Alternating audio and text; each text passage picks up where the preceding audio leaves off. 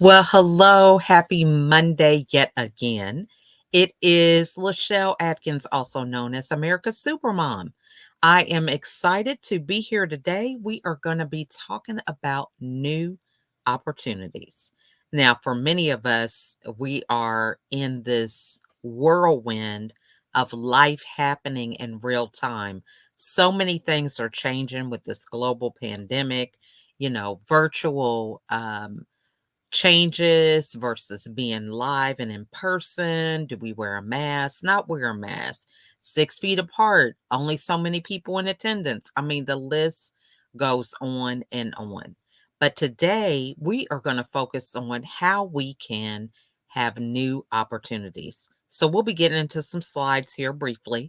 But I first want to start out for those of you who don't know me, I am America's Supermom. My husband and I have 15 children. 15, you heard me right. And we still have 10 of them that live at home. So that is where the moniker America's Supermom comes from. Really being able to fully embrace being a business owner as well as a mother simultaneously at the same time. During my journey, I felt like I couldn't do them both. I felt like it was just something that was really, it was a lot of anxiety. I felt like, in order to do one, I had to turn my back on the other. And it was just really a hard thing for me to manage. And so that is why I'm really passionate about doing these segments on marketing and mindset. So, marketing was what I got my college degree in. However, I set that degree on a shelf for a while because I thought, well, I'm having a family, the kids just keep coming, and I wanted to be at home with them. I wanted to attend field trips and be involved with their extracurricular activities. And I just thought I couldn't do them both successfully. So, after my own journey, struggling with depression, 3 hospitalizations, I said, what is wrong? This is crazy. You can't allow time to stand still. You have to keep it moving with what's going on in life. And so I was able to then navigate through life strategically, intentionally, so that I could be a business owner as well as a mom at the same time. And so we are going to begin this discussion with what happens when we have these new opportunities. How can that really be something that we're able to enjoy? So I'm going to add some slides to our stream again. And I'm sorry, y'all. You know, never having stuff together. I am just not the tech savvy person, but we're going to start off with saying no leads to, okay? No is actually an acronym, but it first starts with really recognizing what your limits are, right? So I was really struggling with this. I felt like, my value and worth was based on me being involved in all these different things. I felt important. If I had to be here, if I had to do this for somebody else, and the list goes on and on. But as you can see in this picture, I was overwhelmed, right? I was going to bed, actually falling into bed, right? If I did, sometimes I was falling asleep in the chair, had my clothes on, had glasses on, crook in my neck, right? Never having a good night's sleep because I was so busy trying to be all things to all people. So, the first thing that we do with our superpower, right? Because this is usually these segments, I'm talking about how we can empower ourselves, is to say no, right? Simply analyzing, am I going to be able to do this effectively to the best of my ability? What are some of the consequences for me saying yes to this? If I say yes to this, am I going to need somebody to tend to my kids? Or is it going to mean that I'm not going to be available to cook or be home to pick them up from school? I mean, all these different things we need to really focus on what it is that people are asking and what that means we're going to have to deliver. So, the first thing with really exerting your superpower is simply just to say no. Now, when you're saying no, that leads to new opportunities. right? We have to remember that there are opportunity costs to decisions that we make.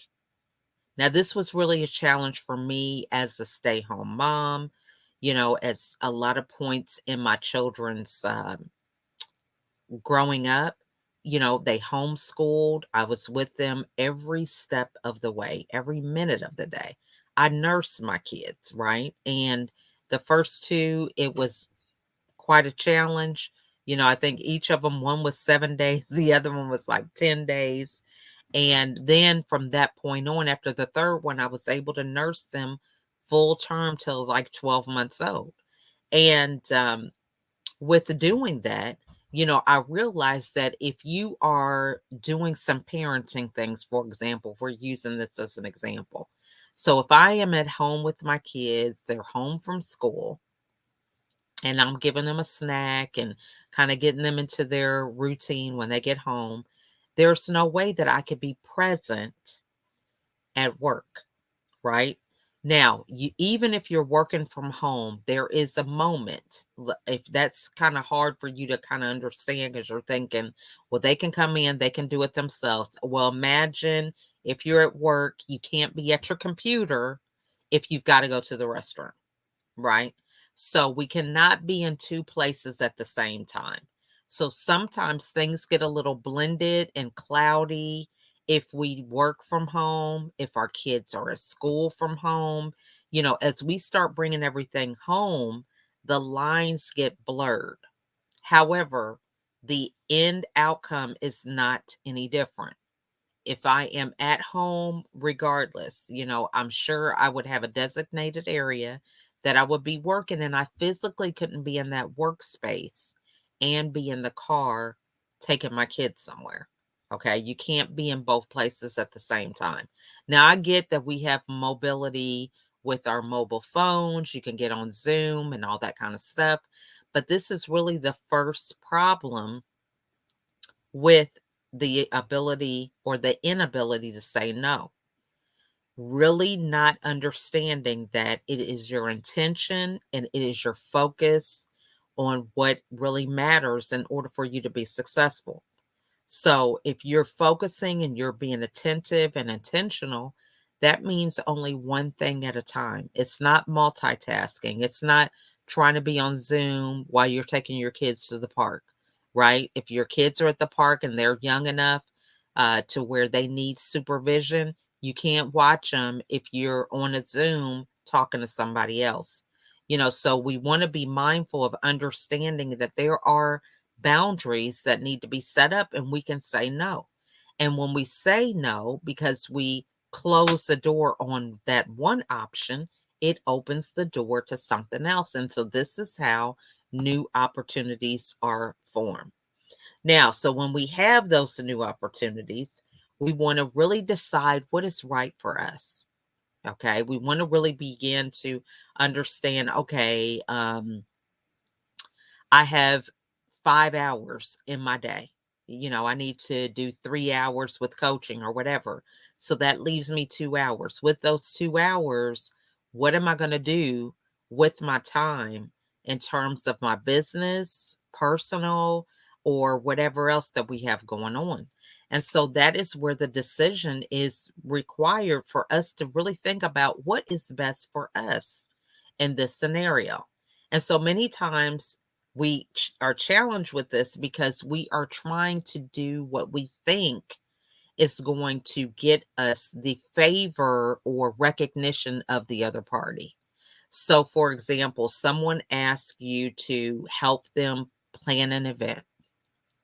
You may not be an event planner, but you feel like, man, if I connect with them on this, that's going to give me the opportunity to be in their network, meet more people. While that may be well and good, but if being an event planner is not your expertise, it could end up being a burden.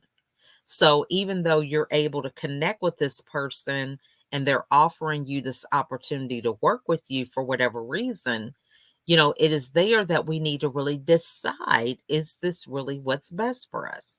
So maybe you're not an event planner, but you have a large network and you could pass their flyer to your connections. Maybe you can make a post. Maybe you could send out an email invite. Okay. So we can think about what is best for us and choose how we're going to move forward with that opportunity. It's here that we really need to discern what is really good for us, what is good for the other person, or whatever that looks like, so that it is win-win for all of us. So as we're doing this, we're finding people that we can collaborate with, right? Collaborators are people that are willing to bring their best to the table as well as you bringing your best to the table. When we're collaborating, we both have an invested interest in the outcome that we're working towards. So let's take an event, for example. Maybe you are connecting with a fashion designer. So the fashion designer is bringing the clothing, it's going to be a fashion show. And maybe you are bringing the people that are going to be the spectators. Maybe you are helping with food if you're going to have food and you're going to have someone cater it and you know some people in your network, or maybe you can do the photography. Maybe somebody else is going to do video. So you want to think about what is the experience that you want to acquire or create, and how is it going to look like for you to get there, right? What are you going to do? What are you going to need other people to do so that this collaboration can be successful for all parties? Okay. The next thing is being open to learning new things. So if I am a fashion designer, I might want to explore how can I have fashion implemented in the metaverse. I'm just using that for example, because we can know about fashion when it comes to everyday, what we are able to see on video in real life. But have we ever explored what fashion it's going to look like in the metaverse? Right. So we have to be in a position to think about what is the pulse of our industry. Where are we headed? What are some things that I need to be mindful of so that I can be successful and relevant at all times, right? So we can think about some of these famous singers. Let's think about Michael Jackson, for example. Now, we know that Michael Jackson is no longer living. However, I have an 8-year-old. She is 8 years old now in 2022. Michael Jackson died quite some time ago. And even if he was still living, he is not even in her age bracket. However, she knows who he is and knows his music. Relevancy, right? Always being in a position of understanding that it is a melting pot of people, whether it's our industry, whether it is our clients or technology, different things, always keeping abreast of how things are changing so that you remain relevant in all that you do. So when we also do this, we want to establish boundaries. All right. So we want to be able to understand, hey, there's a limit to what I can accomplish in a day, right? There's a limit to the amount of energy that I have every day. There's a limit to my energy level, my finances, you know, a limit to the of time that I'm able to put into my business versus family and my personal time. We have to realize that there are limitations. Now, this is where we have to be more proactive because everyone has things to do. Now, you may not have children, but you have a career. You may not have a career, but you have family and some of their obligations, or the list can go on and on. We all have things, and so it's important to think about, we have to be proactive in establishing what are going to be the non-negotiables that we want to work on every day. Now, when we get into new opportunities, we're learning new things, we're collaborating with people, we can get so excited about what the outcome is, right? But we want to be mindful that just because you plant a seed today does not mean that you're going to have a harvest tomorrow. And a lot of us are pie in the sky thinkers. We have hopes, we have dreams, we have vision, and all that is well and good, but you're not going to just receive your vision tomorrow, right? It's going to take time. It's going to be the long game. It's about having patience, establishing boundaries, making good relationships, because these boundaries really help you insulate what your energy level is, what your financial condition is, your resources, all these different things are insulated in your boundaries. So your boundaries are not designed for you not to be able to accomplish things, but they are designed so that you are able to manage what it is that you are bringing to this scenario, right? Whatever that looks like, how much energy you're bringing, you're able to set a boundary. So my kids, they joke at me all the time because of TikTok. I used to be on TikTok way before it got popular. And I would set a I would set a limit on my timer. I would set a timer for a certain amount of time. Why? Because I noticed that although these little videos are quick, they're a minute, I would be spending hours just going through the news feed of whatever was out on TikTok. And it got to the point where now I'm not even on it anymore, right? I have an account, but I'm not on it because it was such a time suck for me, right? So I had to establish a boundary. I had to set a timer, and that timer was when I said, hey, when it goes off, regardless of how it didn't seem like it was a lot of time, that is adequate time for me to spend scrolling on TikTok because that's what I was doing. I was doing more of that than actually creating content myself. So we want to make sure that we have these boundaries because a lot of times things just aren't going to happen because we say so, right? We have to be intentional with how we spend our time in order for us to accomplish the things that we want to accomplish. And so the last thing to think about with finding the collaborators, learning new things, establishing boundaries, this is how you're successfully able to build your business. You're able to build your business because you're able to connect with people that are like minded, right?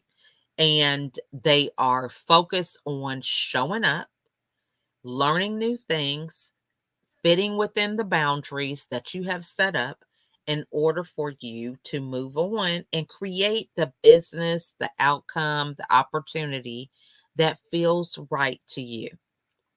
This is so important to think about. It all starts with us just simply saying no to some things and really deciding what are some things we want to do and what are some things that are just not going to serve us. And so oftentimes we just think, well, if I say no, they're just not going to appreciate anything that I am bringing to the table. It's just you want to be gracious, you want to be a team player, all these different things that we tell ourselves. But there are limits to what we're able to do. If you think about your vehicle, right? And I'm not saying that we are only worth a piece of, property, but it's an analogy. You have your vehicle, it has a gas tank. That gas tank has a certain amount that you can put in there. Now you can fill it up as much as you want to, but if you drive around and expel all that gas, right, that is in your gas tank, you're going to have to get some more gas. There's a limit, there's a boundary to how much gas can be in your car at one time. But as you use it, you're going to have to refuel. And so this is the thing to kind of think about from the very beginning is how can I refuel?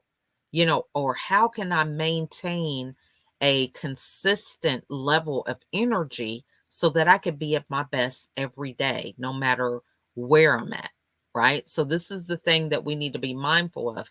And saying no and realizing that you can't do all things.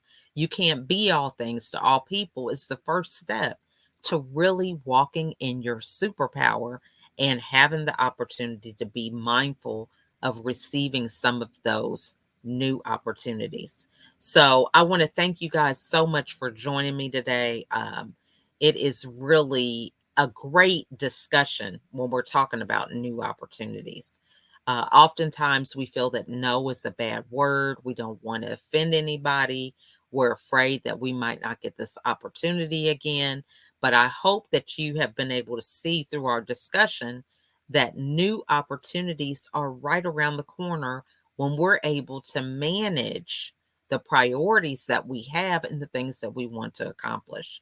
So if you are interested in having a conversation about this, because priorities change as my kids get older, when they're toddlers, there's certain priorities. They get to middle school, high school, college, everything changes.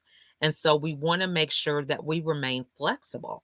But maybe you're having some challenges with some of these new opportunities and you want to connect on a call. I would love to reach out to you and have that conversation.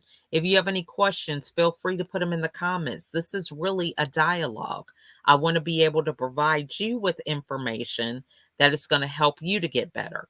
And I'm not going to be able to do that if I don't have any questions or insights or things that I can help you with.